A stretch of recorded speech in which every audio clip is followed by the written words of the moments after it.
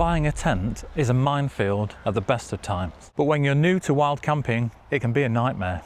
With hundreds of different tents to choose from, with different styles, sizes, weights, materials and prices, it's hard to know what to look for and what actually matters. So in this video, I'm going to share the top 5 tents that I recommend for new wild campers. Come on. Right, let's get off this path, stop messing about and crack on with this list, shall we? And if you're a tent connoisseur, give the video a thumbs up when I mention your favourite.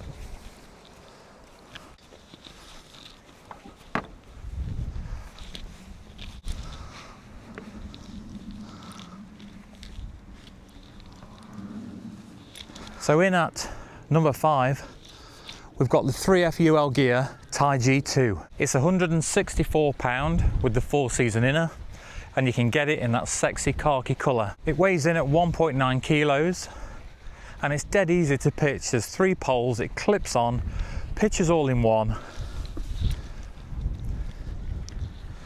and you can even leave the footprint attached to it permanently as well. There's plenty of space inside it for you and all of your gear, and it packs down quite small. If you separate the poles from the tent fabric, you can really squeeze it into a small pack. The 2 downsides or cons of the Ty G2 for me are the guy lines and the way that they're attached to the poles. Just means that they get tangled up dead easily when you're packing away and getting the poles back out of your bag again. And they're not great in the wind. The poles that they come with are relatively thin, so I have seen them sort of bend over and get squashed in relatively moderate winds, like the ones I'm in now. I have seen people upgrade the poles on the Ty G2 to 10 or even 11mm poles to give it a load of extra strength. But this video is about beginners and beginner tents, so you don't want to be messing about with buying extra bits and modifying tents and stuff like that. You just want to be able to get out and start enjoying the outdoors. Oh, it stinks in here.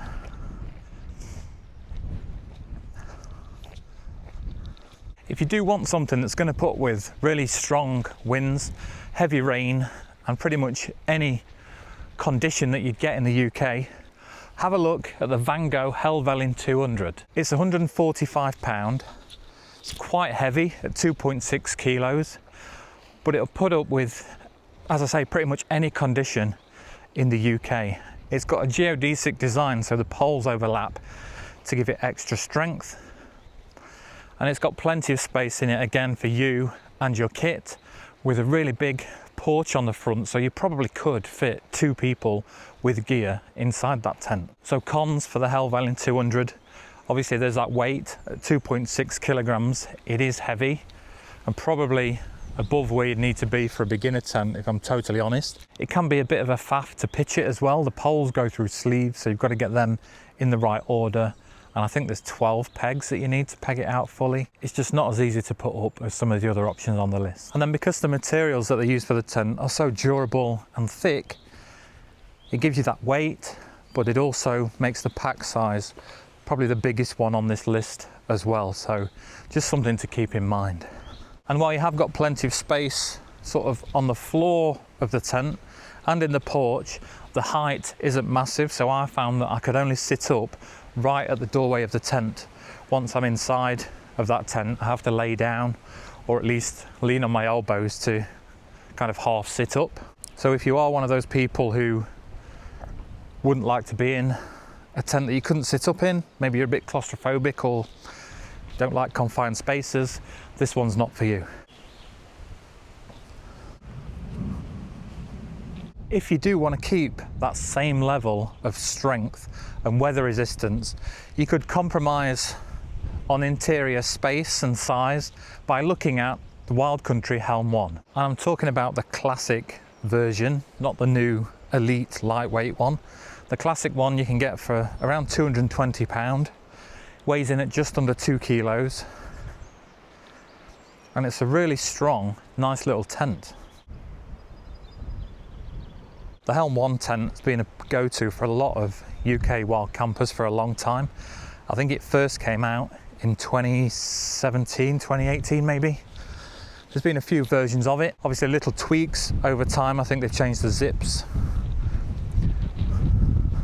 And this latest model, they've changed the colour to a kind of olive brown colour, which looks really nice and blends in nicely. But yeah, as I say, it's a nice, strong little tent, especially for beginners. What you're compromising on is that internal space. While it is big enough inside to sit up in, it's a one-person tent, so you don't have loads of floor space. There is a little zip and a little door that can take you through to a little porch area on the side opposite the door, so you can store your boots and your pack in there. There is space to store gear, but they do feel a lot more claustrophobic than a full two-person tent. If you've got a bit of extra money, you could look at the Helm 2, which, as the name suggests, is the two-person version of that same tent. But what I found with mine was, because it's a bigger structure, it's got the same design and the same pole thickness, so you do lose a little bit of that strength, and I found the Helm 2 to be a lot more flappy in the wind. If you do want loads of space inside your tent, pretty much a palace, consider the next tent on the list, the Lanshan 2. It's £115, it's made by 3FUL Gear, so you can get it in that nice khaki colour. I'd say they are a true two-person tent, so two people plus 2 persons worth of gear, loads of space inside, and they do have a really good waterproof rating as well. I think they're 5,000mm hydrostatic head. I would definitely get one with the T-door in there so that you can fully open up the side and admire the views, which, you know, partly why you come out camping. So at 1.1 kilos, it is really light, but it is a trekking pole tent, so you need to get yourself a pair of trekking poles, or if you've already got some, you need to count the weight of those in with the tent. I found it took a little bit of practice to get used to pitching it as well, because it's not as precise as putting poles into sleeves or sort of clipped areas. You can be quite flexible with how you position your trekking poles and the height of them, so it takes a few tries to get used to pitching the Lanshan, but once you do crack it, you can get it up in the same amount of time, if not quicker, than a pole tent. The only other downside I've found with the old Lamshank is that because it's made of sil nylon material, it can go a little bit saggy and stretch when it gets wet. And it's never seemed to be a big issue in the Taiji 2 or other tents I've had with poles, but for some reason in the Lanshan 2, I don't know if it's because it's a much bigger surface area of material, I seem to have to adjust it 3 or 4 times a night if it's raining, because it just keeps sagging and sagging. It is a little bit first world problems, but just want to let you know.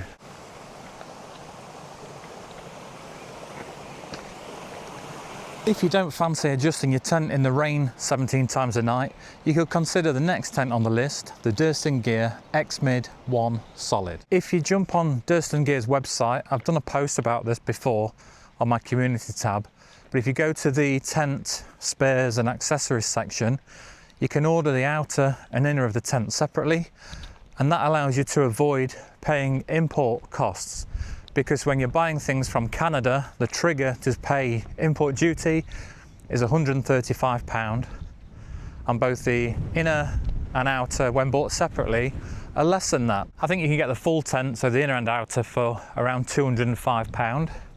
It's dead easy to pitch up. You just literally stick 4 pegs in it, 1 in each corner, stick your trekking poles in, and you're done. They're made from a siliconized polyester or sil poly material, which doesn't sag and stretch when it gets wet like sil nylon does. The downsides of the X-Mid, or I should say just things to be aware of, it is strictly a one-person tent, but there's loads and loads of space in the porches on the X-Mid. There's a porch and a door on each side, so you still get 2 doors. It's just the inner that's only really got space for one person to sleep. The only other issue you'll come up against is stock levels. When these tents go in stock and go onto the Durston Gear website, they don't last very long. So if you do want one, I'd recommend signing up for the mailing list and just checking the website every now and then. They seem to drop a bunch of stock and it just disappears, so you've got to be quick. I do like that you can buy all the bits separately as well. One of the things I've done is I've bought the outer, the solid outer, and I bought the solid inner and the mesh inner as well. So that gives me options for summer camping with the mesh inner and using the tent in colder conditions with the solid inner. And I'm hoping that mesh inner won't feel as claustrophobic as the solid one either. Obviously in this video, I'm only talking about tents that I have actually used. There's literally hundreds more out there. One of the biggest omissions from my list is OEX tents from Go Outdoors. I know they are really popular, I just haven't had a chance to use one yet. If you've got any recommendations of your own, or if you've got any questions, drop them down in the comments. If you did get any value at all from this video, do me a favour, give it a quick thumbs up before you go, or if you didn't, give it a thumbs down. Either way, let me know, and I'll see you next time.